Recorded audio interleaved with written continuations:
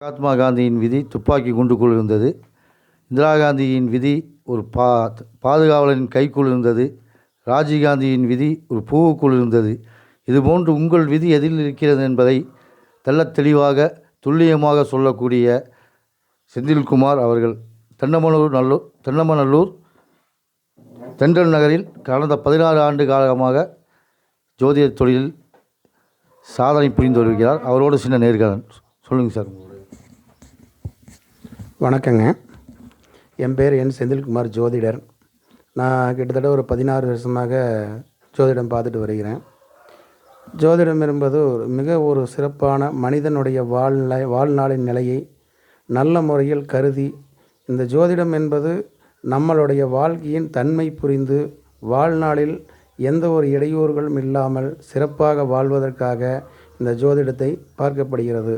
இதை பார்த்து இதில் இருக்கும் நிலைகளை புரிந்து நடந்து கொண்டால் நம்ம எந்த ஒரு இன்னல்களும் இல்லாமல் சிறப்பான முறையில் வாழ்வதற்கு, இருப்பதை வைத்து சிறப்பாக வாழ்வதற்கு உண்டான வழிகளை நம்ம இதில் அறிந்து அதன் அடிப்படையில் செயல்படலாம் என்பதை இந்த ஜோதிடம் மூலமாக நான் தெளிவுபடுத்திக் கொள்கிறேன். சரி, மக்கள் பிரச்சனைகள் சொல்கிறாங்க. ஆமாங்க. அவங்கள அந்த அந்த பிரச்சனைகள் மூலம் நீங்கள் ஜோதிடத்தின் மூலமாக அறிய முடியுமா?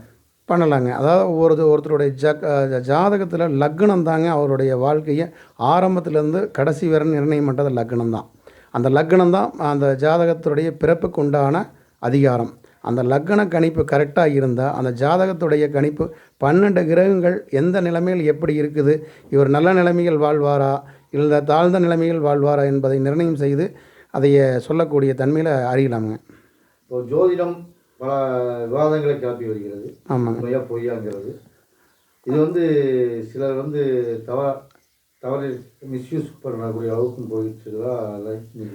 ஜோதிடம் என்பது மிகப்பெரிய ஒரு இதுங்க. கடலளவில் உள்ளக்கூடிய ஒரு விஷயம். நல்ல விஷயங்களை மட்டும் எடுத்து நம்ம நல்லா வாழணும், நம் வாழ்க்கைக்கு தேவையான இதை மட்டும் எடுத்துக்கிட்டு நம்ம அதில் முடிவு செய்து வாழ்ந்தோம் என்றால் ஜோதிடம் மாதிரி ஒரு சிறப்பானது எதுவுமே இல்லைங்க. சொல்திடம் என்கின்ற ஒரு வார்த்தை ஜோதிடம் என்ற ஒரு வார்த்தை உருவானதாக சொல்வார்கள்.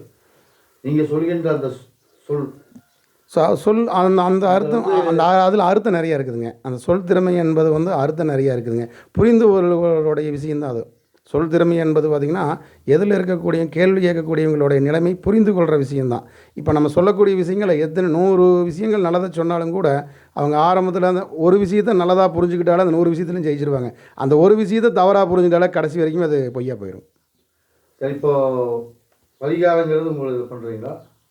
பரிகாரங்கிறத பண்ணுறோம். எந்த விதமான பிரச்சனைகளுக்கு பரிகாரம் பண்ணிட்டு? திருமண தடை உள்ளவங்களுக்கு பரிகாரம் பண்ணுறேங்க. வாழ்க்கையில் நிறைய சிரமங்களாக இருக்கக்கூடியவங்களுக்கு பரிகாரம் பண்ணுறோங்க. எல்லாமே கடவுளினுடைய அனுகிரகத்தின் மூலமாக தான் நம்ம பரிகாரம் பண்ணுறோம். பரிகாரம் என்பது பூராமே கடவுளின் கீழே தான், கடவுளினோட வழிமுறையில் தான் வருதுங்க. அதை நல்ல முறையில் எந்த நிலைமையில் அவங்களுக்கு என்ன பாதிப்பு இருக்குதோ அதுக்கு தகுந்த மாதிரி பண்ணுறோங்க.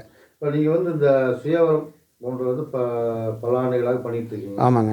அதை பற்றி சொல்லுங்கள். சுயவர பார்வதியாமல் திருமண தகவல் மையம் நடத்திட்டு வர்றவங்க. திருமணம் சம்மந்தமாக பார்த்துட்டிங்கன்னா நிறையா பேர் திருமணம் ஆகாதவங்க தான் நிறையா பேர் இருக்கிறாங்க. திருமணம் ஏன் ஆகாமல் இருக்குது அப்படின்னு சொல்லி பார்த்தோம்னு கேட்டிங்கன்னா, சரியான முறையில் ஜாதகத்தை பார்த்து சரியான முறையில் அவங்க வாழ்க்கை துணையை தேடுவதில்லை. காலம் போனதுக்கப்புறம் தான் தேடுறாங்களே ஒழிய காலம் உள்ளம்போது யாருமே அதை செய்கிறதில்லை. அதாவது என்ன சொல்லுவாங்கன்னா, காற்று உள்ள போதே தூத்தணும், அந்த பருவம் கண்டு பயிர் செய்யுன்னு சொல்லுவாங்க. அந்த பருவத்தில் அவங்க பண்ணுறதில்ல. பருவம் கடந்து போனதுக்கப்புறம் பண்ணுறாங்க.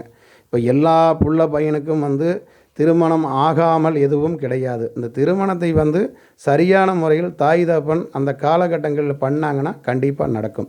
இவங்க என்ன ஒரு முடிவு பண்ணிக்கிறாங்கன்னு கேட்டிங்கன்னா, நம்ம பையனுக்கு படிப்பு 1 டிகிரி இல்லை 2 டிகிரி படிக்கணுங்கிறாங்க, அதுக்கப்புறம் வீடு கட்டணுங்கிறாங்க, அதுக்கப்புறம் வண்டி வாங்கணுங்கிறாங்க, அதுக்கப்புறம் வேலை கிடைக்கணுங்கிறாங்க, பையன் நல்லா சம்பாரிச்சதுக்கப்புறம் தான் திருமணம் பண்ணோம் அப்படிங்க சொல்கிறாங்க. அதுக்கெல்லாம் திருமணம் கிடையாதுங்க. குருபலன் வந்துட்டாலே திருமணத்தை பண்ணணும்.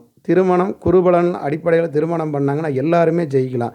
திருமணத்துக்கு பிறகு நிறையா சம்பாதிக்கலாம். ஆனால் எல்லாருமே சம்பாரிச்சுட்டு தான் திருமணம் பண்ணணும் அப்படிங்கிற ஒரு முடிவில் இருக்கிறான். அதனால தான் காலதாமதமான திருமணங்கள் நிறையா போகிறதுக்கு உண்டான வாய்ப்புங்க. வேலை இல்லாமல் இப்போது இருந்த ஒரு சூழலில் ஒரு ஆண் பெண்ணை திருமணம் செய்து அதுக்கு பிறகு சம்பாதித்து கொள்ளலாங்கிறது சரியான குற்றம். சரியானதுங்க. அதாவது எல்லாமே சம்பாரித்து வச்சுட்டு வாழ்க்கை பிறக்கும்போது வந்து எல்லாமே நம்ம சரி பண்ணிட்டு பிறக்க போகிறது கிடையாதுங்க. பிறந்ததுக்கப்புறம் வாழ்நாளில் வந்து வாழ வாழ நம்ம ஒவ்வொன்றையும் சம்பாரித்து ஒவ்வொன்றையும் சாதிச்சுக்கலாங்க. எதுவுமே வந்து சாதிச்சு முடிச்சுட்டு தான் நம்ம அதை பண்ணணும்னு சொன்னால் நடக்காதுங்க. கண்டிப்பாக நீங்கள் சொன்ன மாதிரி பருவத்தில் பயிர் செய்யுங்க. பருவத்தில் பயிர் செஞ்சால் தான் எல்லாமே நல்லது நடக்குங்க. பருவத்தில் பயிர் செஞ்சால் அனைவருக்கும் திருமணமாகும். இந்த பரிகாரங்களே தேவையில்லை. பருவத்தில் பயிர் செய்தால் பரிகாரங்களே தேவை. கரெக்டான மழை பெய்யணும், கரெக்டான மழை நேரத்தில் பயிர் பண்ணணும், கரெக்டான நேரத்தில் களை எடுக்கணும், கரெக்டான நேரத்தில் உரத்தை போடணும், கரெக்டான நேரத்தில் கருதை இருக்கணும். அந்த மாதிரி கரெக்டாக பண்ணிக்கிட்டாலே, ஆமாம், அந்த மாதிரி பண்ணிக்கிட்டாலே வந்து இந்த மாதிரி எல்லாம் விஷயங்கள் தேவையே இல்லை. ஆனால் அந்த மாதிரி பண்ணாமல் விட்டு இவங்க தேவைக்கு ஏற்ற மாதிரி குருவலன் வரணும்னு நினைக்கிறாங்க. குருவலன் என்பது வந்து இயற்கையோடு சேர்ந்த ஒரு இதுங்க. பிறப்பில் வந்து மனிதனுக்கு இயற்கையோடு சேர்ந்து ஒரு புடிமானமாக வரக்கூடிய அதை இவங்க உதாசீனப்படுத்துறதுனால தான் வந்து இந்த திருமண தடைக்கு உண்டான காரணங்களே போகிறாங்க. நல்ல நோக்கம். நன்றிங்க. நன்றி, வணக்கம்.